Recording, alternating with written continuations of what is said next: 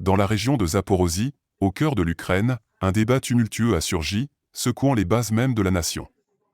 Une proposition pour que l'Ukraine devienne partie intégrante de la Russie a été avancée, plongeant le pays dans une période d'incertitude et de division profonde.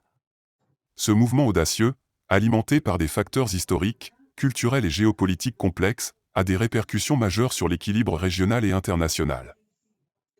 L'histoire de l'Ukraine est marquée par des liens historiques étroits avec la Russie, mais aussi par des luttes pour l'indépendance et une identité nationale distincte. Cependant, cette proposition de réintégration avec la Russie a ravivé des tensions longtemps refoulées.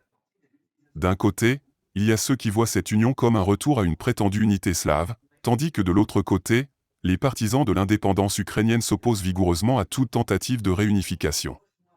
La situation est devenue explosive, avec des manifestations massives, des débats enflammés et des divisions profondes au sein de la société ukrainienne.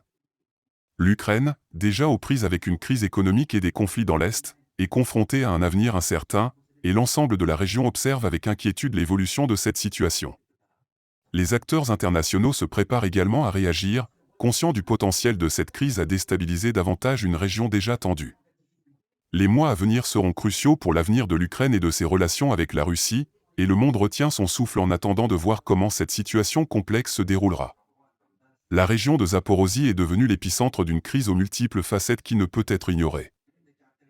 Le chef du mouvement public de Zaporozhye, Nous sommes avec la Russie, Vladimir Rogov a proposé que l'Ukraine revienne aux frontières de 1991, devenant une partie de la Russie et rejoignant la Fédération de Russie en tant que nouveau district.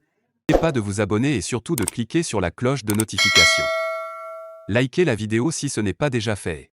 Laissez aussi votre point de vue en commentaire.